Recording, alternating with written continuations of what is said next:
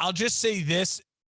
There is a total feeling that is undescribable. It's a feeling that it like totally takes over your body, and you feel this immense rush, but it's also like you're not breathing, and it's great. And it's exactly what Twitter is built for. It's exactly what Twitter's built for. Twitter was built for last night at like 9:00 Central Time, 11. Almost I don't even know. It was closer to 10:00 Central Time at that point when Will Smith slapped Chris Rock. I watched it live, and Dan, I cannot describe that feeling of where you're in a restaurant and something happens like, ooh, oh, this is awkward. It was that times a million. And Twitter is built. I mean, Twitter is specifically built for moments like that. This is such a 2022 story. You have comedians telling jokes. People love to get upset on Twitter about comedians telling jokes, right? They sure do. Absolutely. You have celebrities, and people love to get angry just in general about celebrities, have opinions on celebrities. You have Will and Jada and their whole relationship, which is so talked about and publicized, and the openness or not lack thereof to their relationship. And it's the Oscars. It's one of those things that people can easily say, this is fake, this is real. And you have someone with a condition thrown into it. Why not? Yeah. You have someone with yes, of course. You have someone, there's underlying conditions. Last night with the Oscars is the perfect 2022 thing. And the feeling that I felt, it's like a high. You can't describe it. I'm watching it live, and I'm like, oh, Chris Rock, he's on. He's fine. He's like Denzel. I love Chris Rock. I'm glad they're letting him do. I literally in my head, I said to myself, I'm glad they're letting Chris Rock do a little stand-up because he's hosted before. That's what Chris Rock does. And then he just Will walks on stage. You're like, oh, what's going on? And he smacks him, and you're like, this is fake. And then it cuts out, and you're like, this is not fake. The TV cut out. It's fascinating. And now it just takes everywhere. Twitter, it was a life of its own. Oh, it was like an hour of is it real or fake, real or fake. And then after you find out, you get the Japanese video, you get the Australian video, it's real. He's swearing, he's saying my wife's name out your mouth. I tweeted out, I'm not even going to type Will Smith's name out on the Twitter. I'll just say, I'm not going to say Will Smith's name out. It was electric because then the takes start coming in. They just start flowing in. And, it was beautiful. It was glorious. And also wild. I mean, absolutely wild. I felt like Adam Schefter needed to tweet assault, like Myles Garrett again, just tweeting assault. It was crazy. Which I think he did at some point, but he didn't. He said other things in it. But well, the PMT guys give him good shit about that, and he's a good sport about it. But that is one of the funniest things ever. Adam Schefter tweeting assault. Then that's what it was. I mean, it was just like, that is assault. We all a billion people just watched assault live. And watched No Consequences. No one did anything, dude. Like, what? Crazy.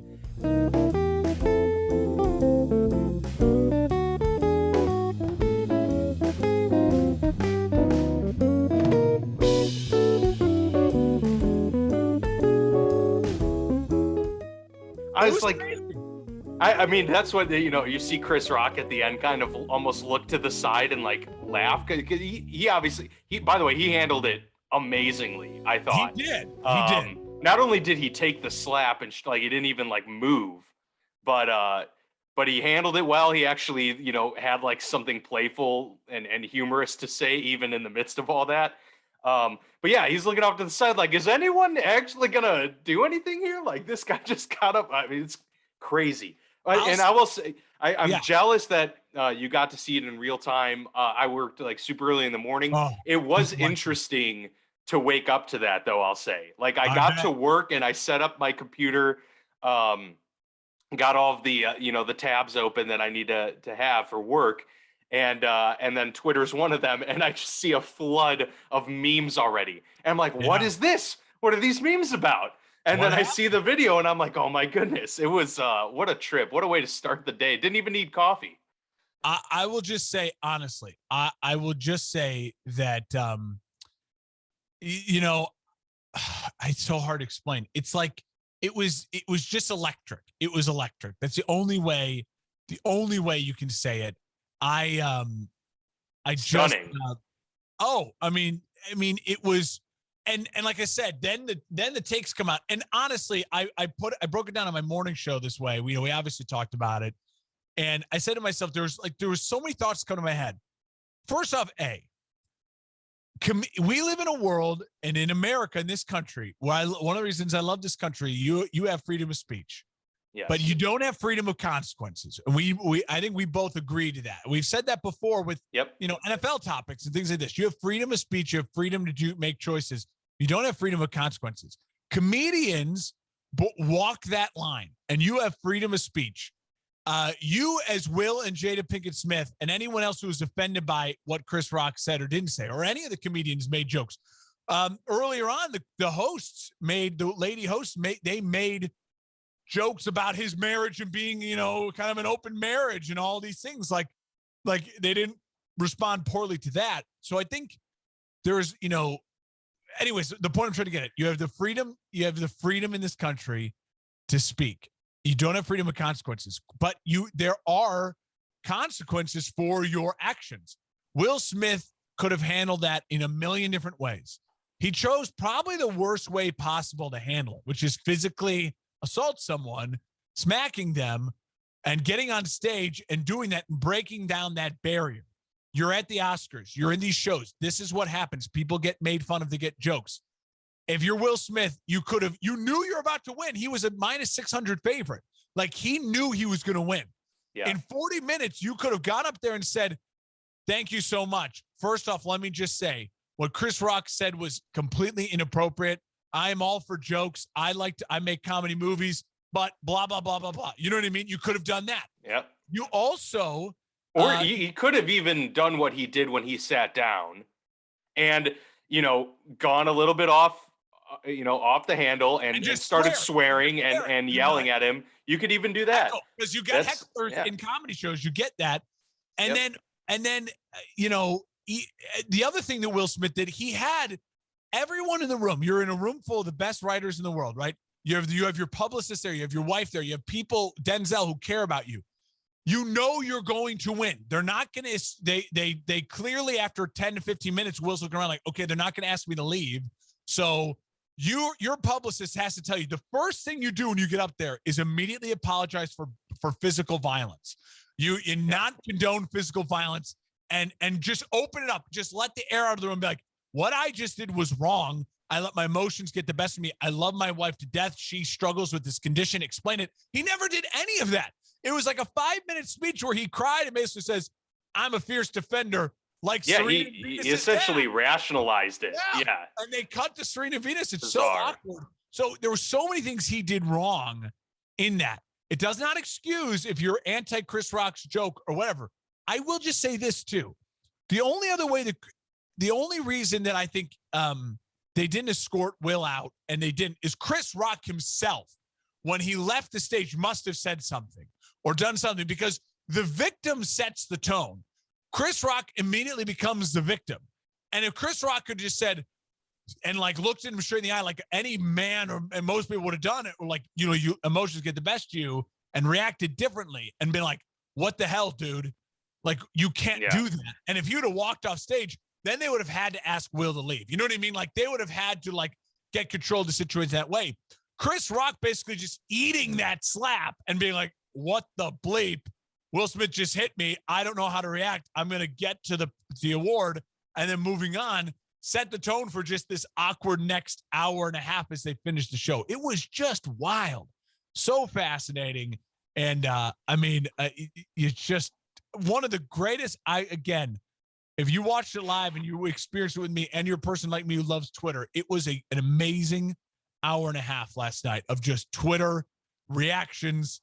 It was glorious. Yeah, we knew what we were going to start the show off with today. That's for sure. There was pretty much no other option. And I'll just say, to wrap up on it, I totally agree with a lot of what you said. The freedom of consequences thing, totally agree. But you do have a freedom to not suffer physical violence as one of the consequences of your freedom of speech expression.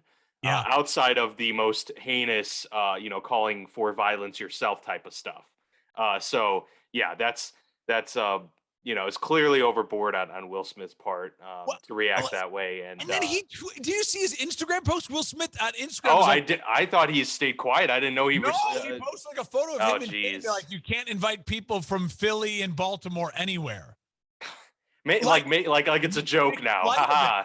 Yeah. Come on, man. I just don't. And I mean, Wow. there's no charges being pressed. I'm not trying to say he should go to jail or anything like that, but there needs to be like just take responsibility for that being an inappropriate reaction. Will Smith is a universally kind of beloved figure, and he had a stretch from like what 07, 08 really to like 16, 17, an 8-year stretch where his movies didn't do well. Like his stardom as far as like a sellable star was like dropping. Not anything he was doing wrong. He picked a couple bad projects. The thing he did with his son, Scientology stuff comes out. You know what I mean? Like his parenting styles. People are kind of like, this guy may be a little weird.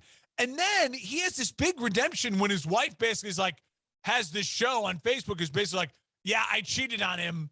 And he cries in front of everyone. And they get the memes from that, the Will Smith crying face where Jada emasculates him. This was like a total redemption moment for him to be like, everyone was pro Will Smith over the past year and a half since that Jada stuff comes out and like feeling for Will Smith, but he sticks by his woman. He's going to work out like, dude, all-time good guy. Will Smith's star rising again. And then to do this, it just goes to show you he must, it's just an unstable decision and crazy. I just was wild. Yeah. Is a crazy, just to complete the cycle of just the frenzy to kind of tie it into what we've been doing the past few weeks. The frenzy of March has rolled on even into the entertainment industry and into the Oscars in the final days of the month. Go figure. The Chris Rock interview, whoever gets Chris Rock, whatever podcast or morning show or whatever, that will be must-watch TV. I don't really care to see Will. I mean, I do like, whatever he apologizes or when eventually he goes on something, he does something. But the Chris Rock, interview, I can't wait to listen to hear. Well, it's unfortunate, to our listeners because we had him booked for the show today, but then this happened, and then all of a sudden now he can't go on the podcast. But he had some strong thoughts on Tyreek Hill to Miami, but he had to cancel. He sure did. Yeah, so obviously we've got a few hot button items in the NFL to talk about on this episode of the Football Lounge. So welcome in everybody yet again as free agency is starting to cool off a little bit, but we have a few items to discuss before we get into it all. Just another quick reminder out there, if you enjoy listening to our show but would like to watch it, we do have a YouTube channel, so go check us out there. Like, subscribe, that really helps us out with the algorithm, gets us out there a little bit better. So yeah, if you want to watch it, please go check that out. Otherwise, of course, as always, we're out there, Apple Podcasts, Google Podcasts, Spotify, all that good stuff. Speaking of which, what is on your hat if you're watching on the YouTube? I can't. So this is a brewery nearby. So I've taken a liking to either collecting beer glasses. It's a wolf. Yeah, Southern Growl is the name of the brewery out here. I actually, it's kind of funny, Mark, since I'm about a year into fully going bald and being in the South as well. We're a lot closer in the sun. You're a hat guy now. I went to this brewery unprepared to have a beer outside. Didn't have a hat with me, so I had to purchase a hat. And this was the one I bought. So cool hat. This is saving myself a lot of sunburn and some brutal showers in the near future. But yeah, no, I like it a lot. And you mentioned the Tyreek Hill trade. I mean, we can kind of just jump right into that one because that is the biggest thing that's happened over the past week. A bombshell in a couple different ways. Miami is making a shit ton of moves to shore up their roster and make sure Mike McDaniels has as smooth of a transition into his first year of coaching as possible, but also to give Tua enough weapons to, at least just, I guess this is going to be, let's see what he can do. If he can't make it work with second-year Jalen Waddle, with Tyreek Hill, with a revamped offensive line, run game, and a new head coach, then the experiment's essentially over, right? Kansas City trades Tyreek Hill away to Miami for 5 draft picks, a massive haul. This year's draft picks, they get a 2022 first rounder, a second rounder, and fourth rounder. plus next year's 4th and 6th round picks. So you actually brought it up right before we went on the show, Mark. Kansas City now with 12 draft picks. Huge. Meanwhile, the Dolphins turn around and give Tyreek Hill a 4-year, $120 million contract with just over $70 million of that guaranteed. So he's the highest paid wide receiver in the league. He's a happy camper. But the Chiefs pretty happy as well. They got Marquez Valdez-Scantling and Juju Smith-Schuster. So, praying for that guy that has to sew the names on the back of the jerseys. He's got, a lot of extra work on tap for him. But yeah, look, it's kind of a win for both sides, it seems. But the Chiefs, man, a massive haul, 12 draft picks this year. Do you think there's a clear winner in this trade? I mean, what are your thoughts overall when you saw this go down? I struggle with winners and losers because, again, when there's draft picks involved, if it's not just player for player, when there's draft picks involved, there's potential. Kansas City, we said 12 draft picks this year. That's more than any other team, 2 in each of the first 4 rounds. So I expect them to be a player for trading up. I expect them to be a player for trying to get themselves another wide receiver and a couple star defensive players as well. If I'm Kansas City, I don't know why Kansas City hasn't really taken a strong look at Jarvis Landry yet. He's still available. I think he really fits with creating space the way they want to as a sure-handed receiver for them as well. Regardless, if going back to that point, I think you can think 2 things at once. Today, as of right now on this March 28th, Kansas City is worse than they were when they had Tyreek Hill a week ago. They are worse today. And that's the important word, today. Miami is better today than they were a week ago when you look at them on paper.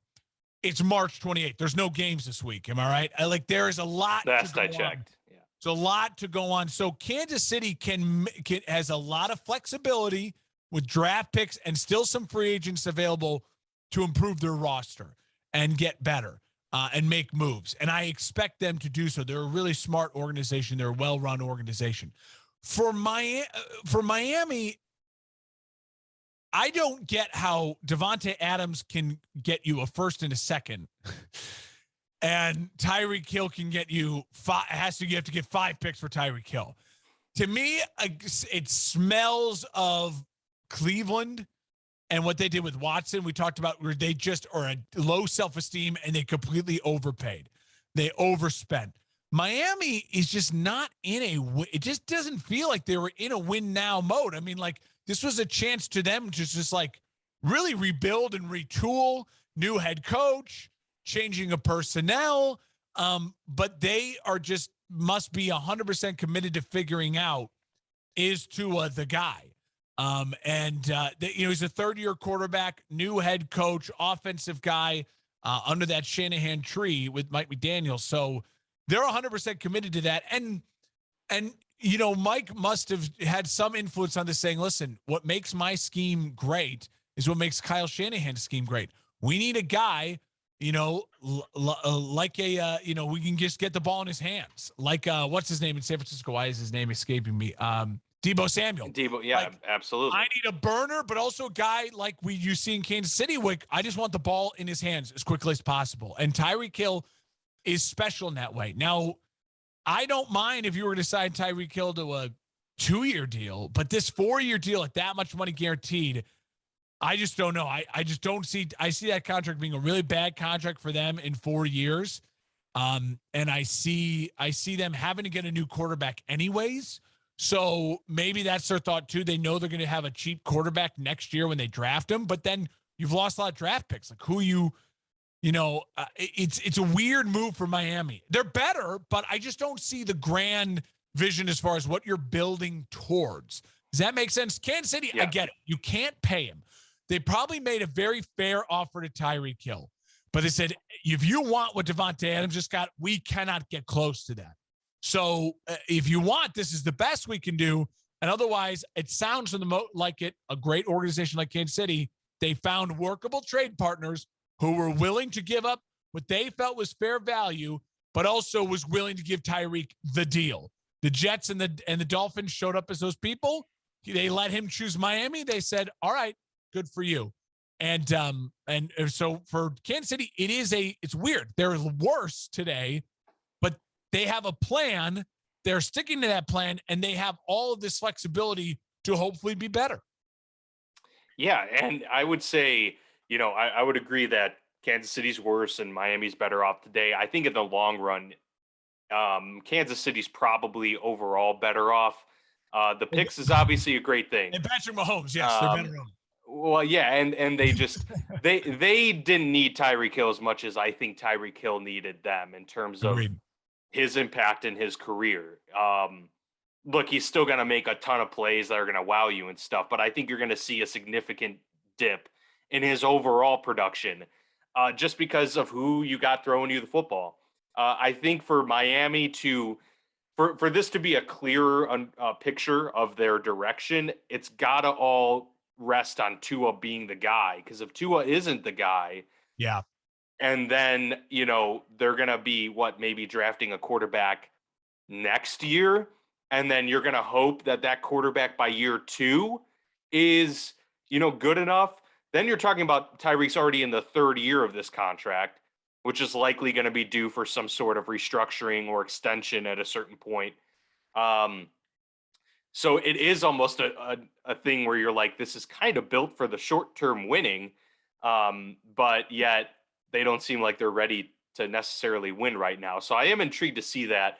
And now they got 2 of the fastest receivers in the NFL, but they have one of the, least capable deep passing, offenses in the league. So, I mean, obviously they do a lot of damage in the, behind the line of scrimmage and within 10 yards of it too.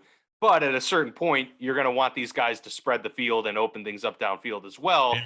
It's going to ride on whether or not Tua is going to be able to cash in on those huge plays that are certainly going to be available to them, just given the skill sets that they have. I mean, and you got to throw Mike Gesicki into the mix. They've got one of the best, if not the best, wide receiver core, in the league now. And Devontae Parker is still there with them too, right? He's still with them. I believe Will Fuller he's a free agent, I guess, but they could still re-sign him. They probably won't now with that contract to Tyreek Hill. But yeah, I mean, they certainly have pieces, and their backfield, as we kind of alluded to, now includes, Raheem Mostert and Chase Edmonds to go along with Myles Gaskin now. I mean, clearly Mike McDaniels is looking to run the football and then get opportunities off of it. So, if that works, if they're actually a capable run team, then, look out, because they're going to have a ton of opportunities. Try being a defense and, trying to contain Hill and Waddle while also trying to stop the run at the same time. They could be dangerous. I mean, we'll see. And obviously they needed the wide receivers to compete in such a prolific division that's getting more and more offensive firepower, especially with Buffalo. I understand the move from Miami's perspective, but if you're Kansas City, you get a boatload of picks. And look, you're not, like you mentioned, you're not going to be able to pay Tyreek the massive contract. You already got Kelsey, and look, you get Juju, who I think is going to, have quite a bounce back year, and MVS, who's a capable receiver. Yeah, just get another guy in there, whether it be through the draft or sign a Jarvis Landry, and you're looking good. The Tyrann Mathieu thing too, who's likely to sign elsewhere in this free agency period. Yeah, the Chiefs right now are not as good as they were last year, but plenty of time to make up for it too. Well, yeah, and you have 6 picks in the first 3 rounds. I mean, crazy. You should hopefully be able to find 6 starters. Rounds 1, 2, and 3, and I mean they have 2 and 4 as well. But rounds 1, 2, and 3, you assume those people are going to be starters. Hopefully, day 1 starters for you in this league. And so, yeah, Kansas City's the plan is clear. I'll say this going back to Miami. When you were talking there, it really something popped in my head. So much for Miami is now going to be based on, does this work or not? I think it's going to be on Mike McDaniels, because we see with Kyle Shanahan, he made it work with Kirk Cousins. He made it work with Matt Ryan. He made it work. He's making it work with Jimmy G when Jimmy G's healthy.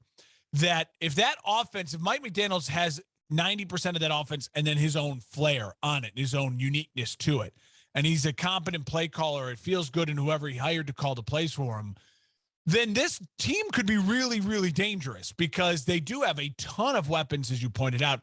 They have improved their offensive line, and Tua is accurate and can hit a deep ball, especially if they get a wide open shot. And Tyreek Hill can get you a lot of wide open shots, especially if he's schemed really well, like what we assume Mike McDaniels can do because of his time and his relationship with Kyle Shanahan. So I think there's a lot of pressure on Mike McDaniels here early as a rookie head coach, because you're going to need to see the Jimmy G offense and then some. Jimmy G and Tua are very comparable quarterbacks. They're mobile, but they're not mobile. They are accurate, but they're not Drew Brees. And they can make every throw, but like Kirk Cousins can make every throw, and that doesn't mean that you're seeing him aired out like Josh Allen or anything like that.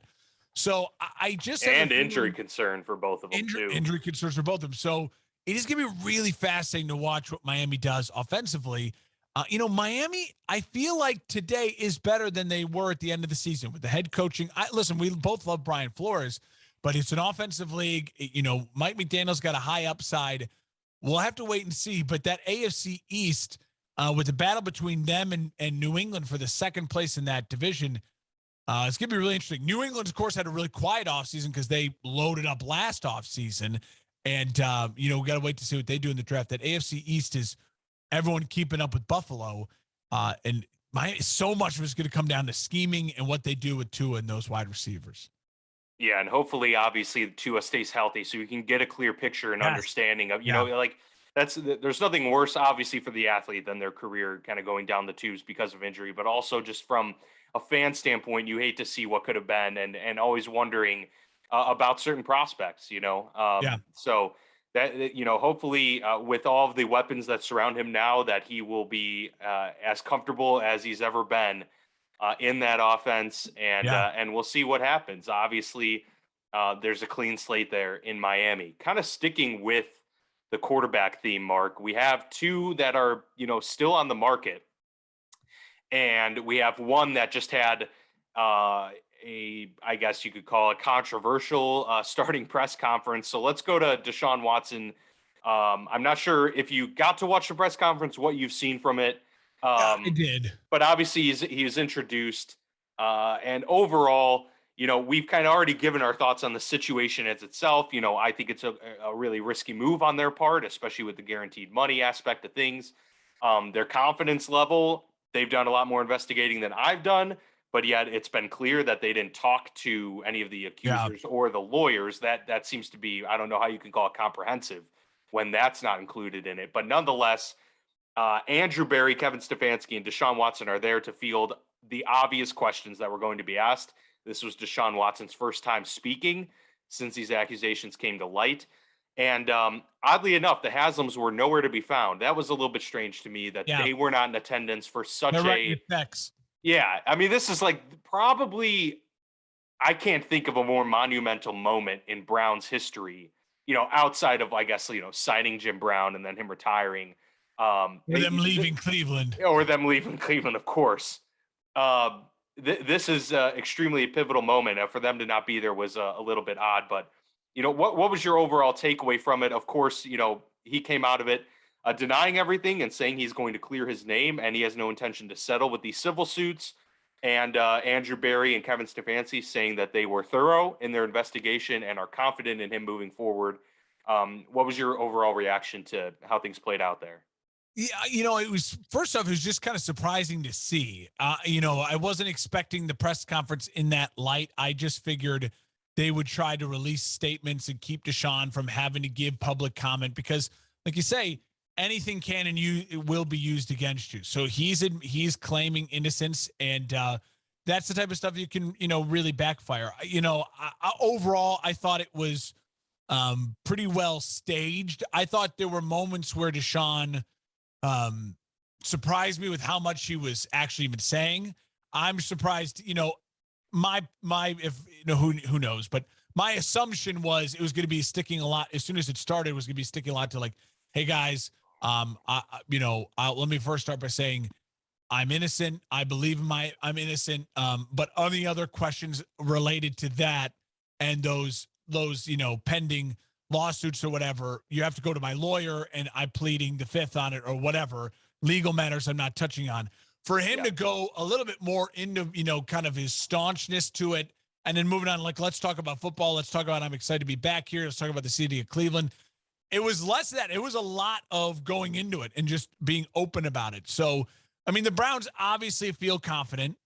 I don't know where they got their assurances from, but it will be really fascinating to keep an eye on. And eventually, if the league is not going to suspend him and nothing comes to this, he will play football again. So I know it's horrible to think about if he is guilty and if he has done these things, but if he hasn't, he has the right to play football and to do that. And the NFL says it as well. And to have a life in that way, if he is innocent. So we're going to have to eventually get used to the idea that we're going to see Deshaun Watson, I'm pretty sure, playing football this year and compartmentalizing, hey, he's not that I don't root for him. He's not on my team, but it's that weird situation that we're in. We find ourselves a lot in with separating the art from the artist, especially if he actually is innocent. I mean, if he is innocent, he's going to have to play football. We're going to have to accept that and talk about them as a football player. And at this point in time, I'm going to try to stick to that as much as I can until I know what comes of these lawsuits and what is proven innocent or guilty on certain things. Yeah. And we may never know, honestly. Yeah. I mean, a lot of these civil lawsuits happen behind closed doors and not much comes out of them. I do imagine that there is going to be some settlements, regardless of whether there's guilt or innocence. I just, the 22 separate ones could, drag out for a very long time. So I imagine there might be, at least on his side, a willingness to settle sooner rather than later, although I know he's saying he won't now. But totally agree with what you said. He was a little bit more composed than I expected as well. And, Rich Eisen described it kind of like a funeral, which it kind of, at times it did kind of seem that way. I mean, it was a very morose feel throughout. And, they were expecting what was coming. It wasn't a shock to the system at all for them. And I think they knew what was coming and were just prepared to somewhat take it on the chin, I suppose. But that was interesting. And then, of course, there were a couple questions in there about Baker Mayfield. And, they didn't really go too much into it. Obviously, he's still on the roster. And there has been that tension now, of course. We've had the infighting and, Baker saying, no, I'm breaking up with you type of deal. And things kind of have backfired for him. And because I know that he expressed interest in going to the Colts, right? But then they kind of, said, we're not going to go that route. They go and sign Matt Ryan. And, that seems to be a pretty solid fit there in Indy. And so that's kind of the situation that he finds himself in, is one of, you don't have a whole lot of leverage anymore, because I don't know many teams, Mark, that are willing to spend for a Baker Mayfield at this point, when the teams that are quarterback needy have high picks right now and can just take one on a rookie and not pay them very much. And, Jimmy G is in a very similar situation where he's going to demand a high price. They want 2 seconds, I believe, at the very least. I mean, that's a lot to pay for some guy. And I, for one, bless you, sir. Thank you. He obviously wants to go to a contender as well. Carolina would be a good place that I would think would be a good fit with a Jimmy G, but they can't really do it because they're paying 26, million or whatever it is to Sam Darnold. So and Teddy, they're still paying Bridgewater. They're still, right? Well, the dead money. I don't know if that was just for last year. Maybe not. But regardless, it's a tough situation for these two quarterbacks now, who really don't have a whole lot of leverage. The one thing that the 49ers could do, though, is still ride another year with Jimmy G. They could have Trey Lance sit for one more year. It's not the end of the world to have Trey Lance start year 3, but I think they're ready to move sooner rather than later. So, I don't know, how do you see this quarterback situation play out, where it's 2 guys with somewhat similar skill sets, although one with a much higher pedigree, and what the price is going to be and what teams are really going to be in play for these guys, if any, because the Browns they cannot go into the season with Baker Mayfield on that No. roster. That's too much. That's too much distraction for the team that already has plenty of it. They're gonna have to eat money, and they're gonna have to take what they can get. And you know what the problem is? Um, you obviously, if Deshaun Watson says, I want to be with Cleveland, and Cleveland wants Deshaun Watson, you have to get that deal done. But the problem with getting that deal done while you still have Baker Mayfield on your roster is exactly this. Now, the whole rest of the league knows you're in a bad spot. You have no leverage in these negotiations. He's owed a lot of money. You want something in return. And the rest of the league's looking around, and you're absolutely right. Besides, I would argue that there's very few places Baker could go where he'd be an upgraded your current situation. If I try to think about it really quickly, Carolina comes to mind. The Giants come to mind. I would think Atlanta would, even though they signed Marcus Mariota, Yes. Baker's better than Mariota. So that could be the Falcons come to mind. The Seahawks come to mind. Those are the four to me. Now, you would argue, hey, Baker Mayfield is better than Justin Fields or Zach Wilson. Agreed.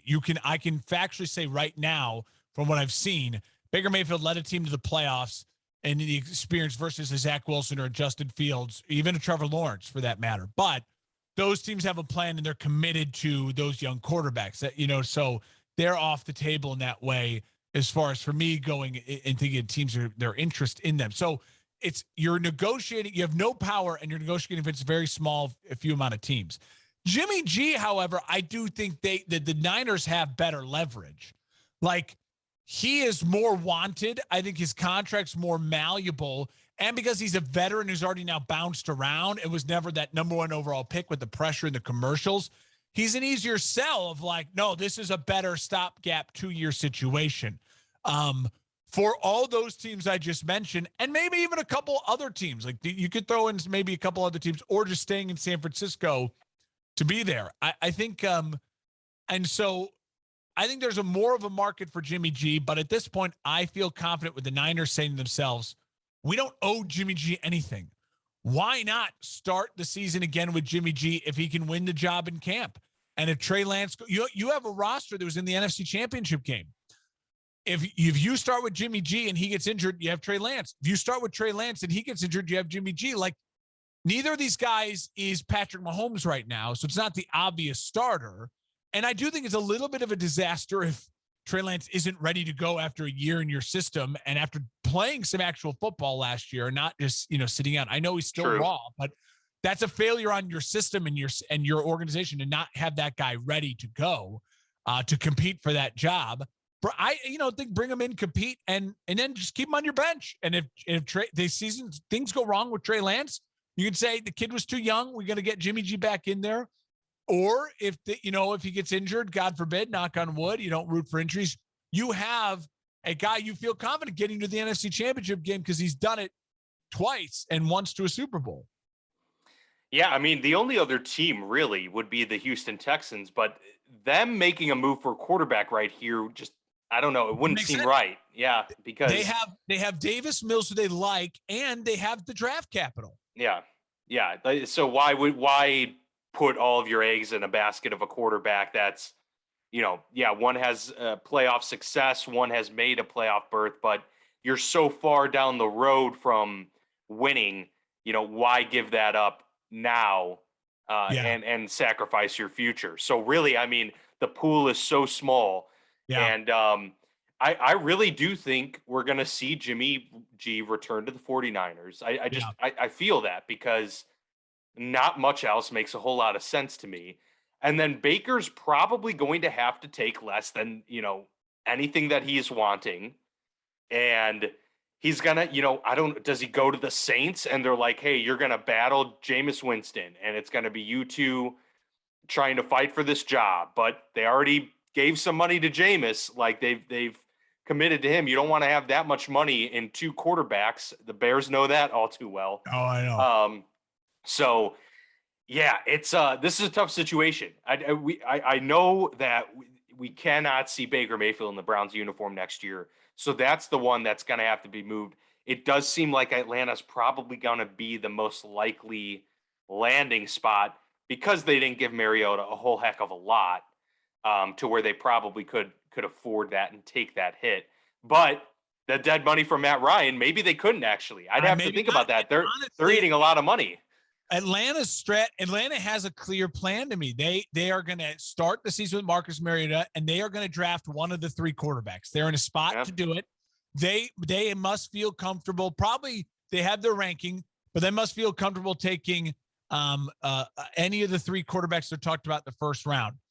Pickett, Willis, and then what's the kid from Ole Miss? So I can't think of his name. But, well, Matt Corral or Desmond Ridder from Cincinnati has been climbing up boards as well. So they're going to feel. I mean, they're a top 10 pick. I think they will.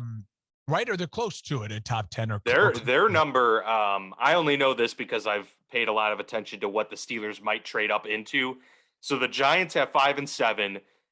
Carolina's at 6, and then Atlanta's at 8, I believe. So they may have to jump someone, but Carolina's almost certainly going to take a quarterback, in my view.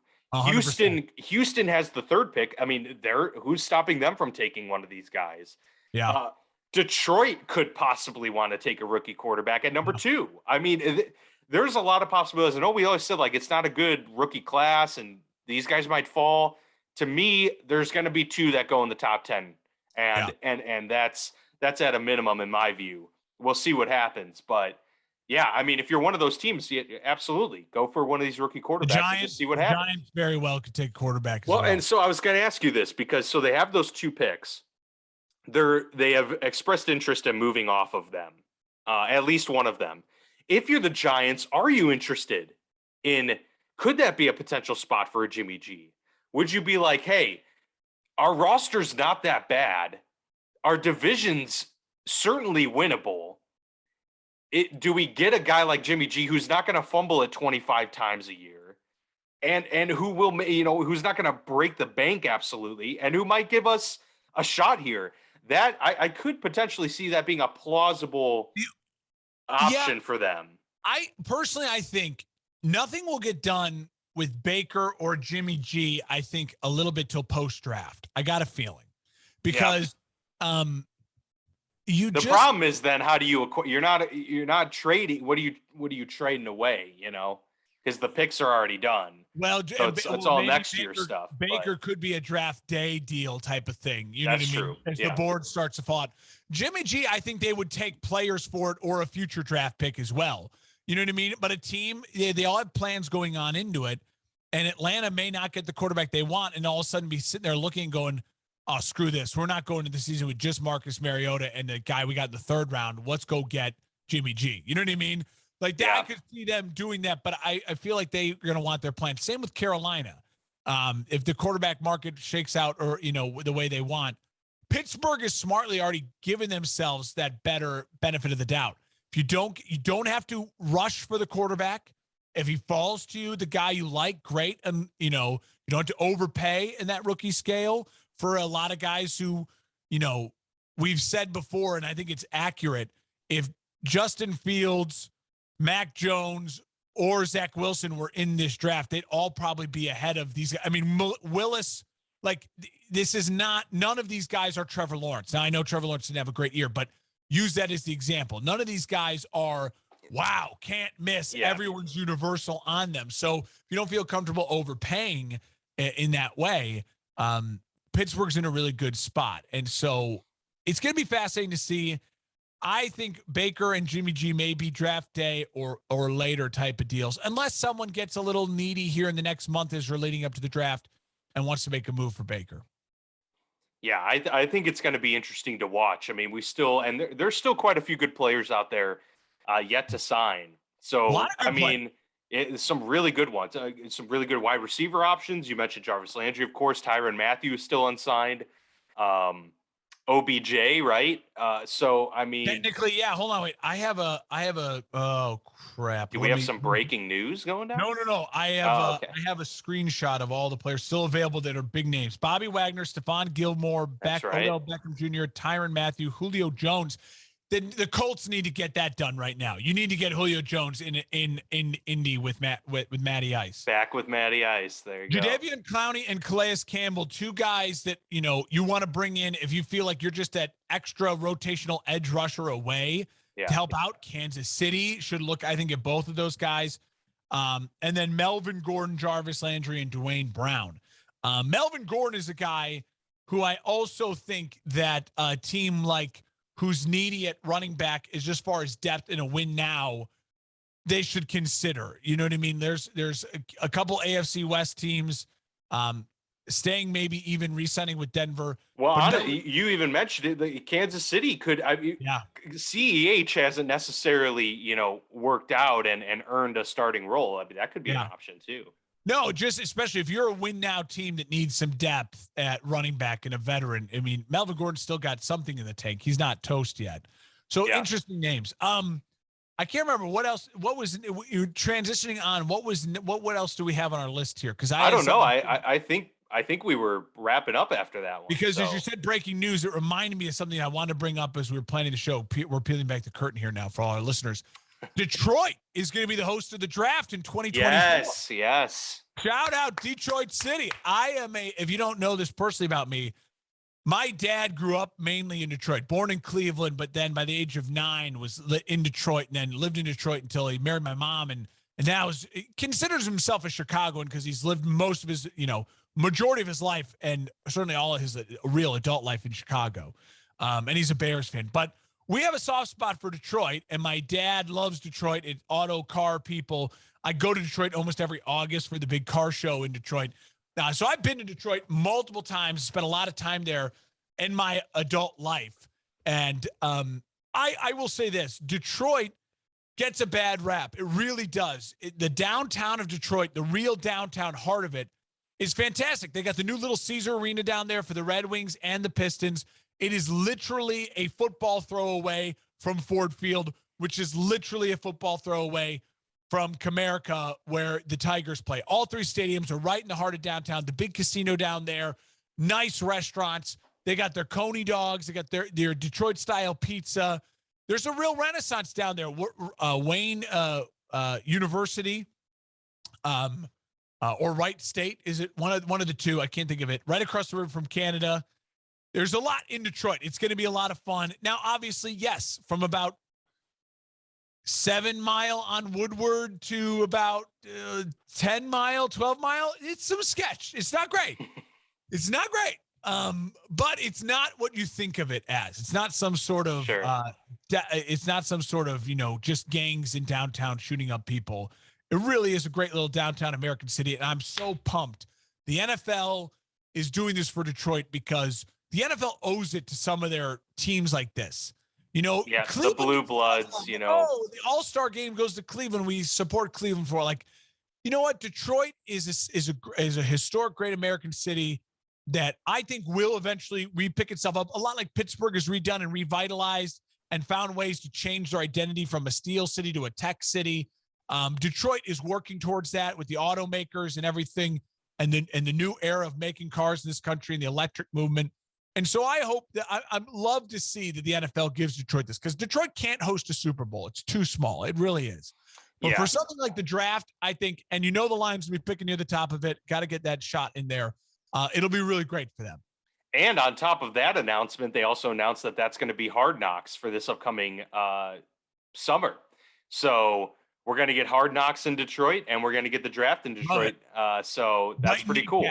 I do love the idea of the Lions getting Hard Knocks. Yeah. I think Campbell is a pretty outgoing coach, brings a lot of energy. So I think they're certainly going to get some notable moments and some great sound bites out of this one. And a spotlight on Detroit. It's good to see. We haven't really gotten an inside look at that team. They've kind of been, like you mentioned, kind of on the outskirts, really. And that's largely because of the lack of success, but also you just don't hear anything out of there. Cleveland has had so many personalities over the past 10 years. It's like you hear about it all the time. And Detroit stays very quiet, and they're just kind of head down, get to business. So that's pretty cool. Anything else of note, Mark, before we end the show? No. I appreciate the ability to rant about Will Smith. Yes. Sometimes you just need an outlet. You just need an outlet, and we have it. Luckily, I guess the final point I'll make is I think these next couple of weeks be really fascinating. So if you're a listener of ours out there, and there's something you want us to really get more specific on, or if you have a take or you want to pose a question to us of like, hey guys, here's a hypothetical for you. Riff on this. What are your thoughts on that? Let us know. Reach out, because now these are the couple weeks for that as we lead towards the draft, and then those couple weeks after the draft to try to get this kind of stuff in and really reach out when we're not just breaking down games and breaking down records and all that. Yeah, that's where the offseason we can really, dig our heels in and get into the fun part of the speculation. And, it's pre-draft. There's a lot of things that could happen. So absolutely, totally echo those sentiments. We're out there on Twitter, Facebook, as always. You can email us as well if you want, the Football Lounge Podcast at gmail.com or just Football Lounge Podcast at gmail.com. And as always, YouTube as well. You can comment in the comment section there and send us some questions our way as well. But that'll do it for this week here on the Football Lounge. Thank you again, everyone, for joining us.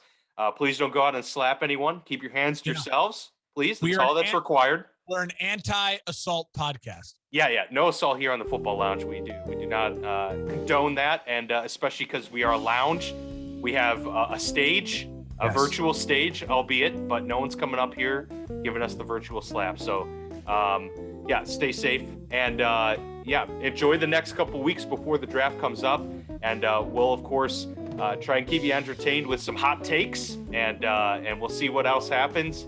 There's a few free agents still left on the table. I'm sure there'll be plenty to talk about as we get closer and closer to the draft. Have a good one, everyone.